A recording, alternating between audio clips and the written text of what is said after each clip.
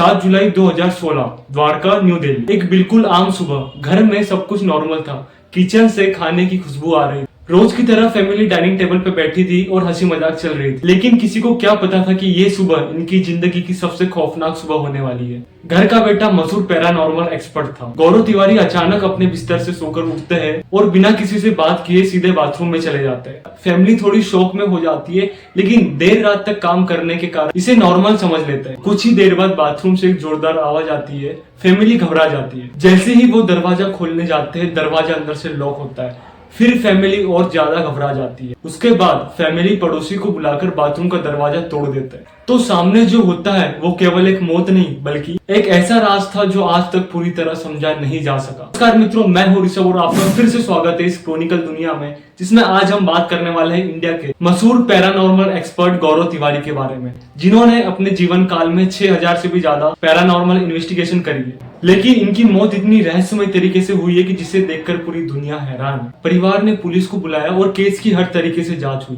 लेकिन कुछ दिनों बाद पुलिस ने अपनी रिपोर्ट रखी और ये कहा कि गौरव तिवारी डिप्रेशन में थे और काम के प्रेशर के कारण इन्होंने सुसाइड कर लिया। लेकिन उनकी फैमिली और वो फ्रेंड्स जिनके साथ वो पैरानॉर्मल एक्टिविटीज करते थे, उन्होंने कुछ और ही कहा। उनका ये कहना था कि गौरव तिवारी कुछ दिन से बहुत ज्यादा परेशान लग रहे थे और उनके मौत से पहले उन्होंने एक पैरानॉर्मल इन्वेस्टिगेशन, उस पैरानॉर्मल इन्वेस्टिगेशन के बाद से वो और भी ज्यादा परेशान रहने लगे थे। उनके फ्रेंड्स ने उनसे बहुत पूछा, लेकिन उन्होंने उनके फ्रेंड्स को कुछ भी नहीं बताया। लेकिन उनके मौत के एक दिन पहले उन्होंने उनकी वाइफ से कुछ ऐसा कहा जिसे सुनकर पूरी पैरानॉर्मल टीम हैरान होगी। गौरव तिवारी की वाइफ ने ये कहा कि गौरव तिवारी मुझे ये बता रहे थे कि मुझे कोई नेगेटिविटी अपनी ओर खींच रही है, और उसी के साथ उन्होंने ये भी बताया कि वो ये पैरानॉर्मल इन्वेस्टिगेशन छोड़ना चाहते हैं, लेकिन शायद कुछ ऐसा था जो गौरव तिवारी को इस दुनिया से बाहर ही नहीं जाने दे रहा था। सवाल ये आता है कि आखिर वो कौन था। साल था 2016, जब गौरव तिवारी को दिल्ली के जनकपुरी से कॉल आता है और ये गौरव तिवारी की लाइफ का सबसे डरावना और सबसे भयावह केस माना जाता है। कॉल पर गौरव तिवारी को ये बताया जाता है कि एक लड़की है जिस पर नेगेटिविटी का असर है। गौरव तिवारी पहले से परेशान रहते थे, इसलिए वो खुद ना जाकर उनकी टीम को इस पैरानॉर्मल इन्वेस्टिगेशन करने के लिए भिजवाया। और जैसे ही वो पैरानॉर्मल टीम वहां पहुंची और उन्होंने अपने सारे डिवाइस निकाले और उनकी टीम ने देखा कि इनके सारे डिवाइस इंटेंस रीडिंग दिखा रहे हैं,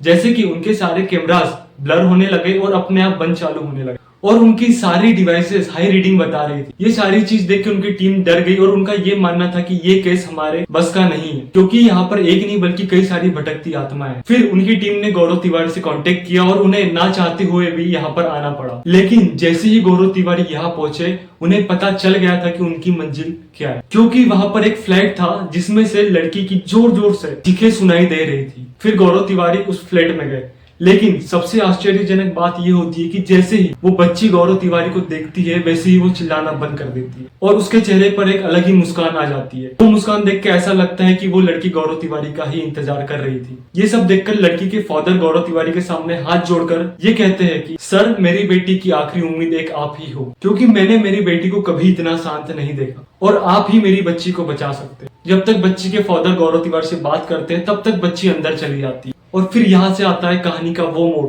जिसने उस इंसान को भी डरा दिया था जो कभी ये कहता था कि मुझे कोई नहीं डरा सकता है। और वहां पर गौरव तिवारी ये फैसला करता है कि बच्ची के पास वो अकेले अंदर जाएंगे।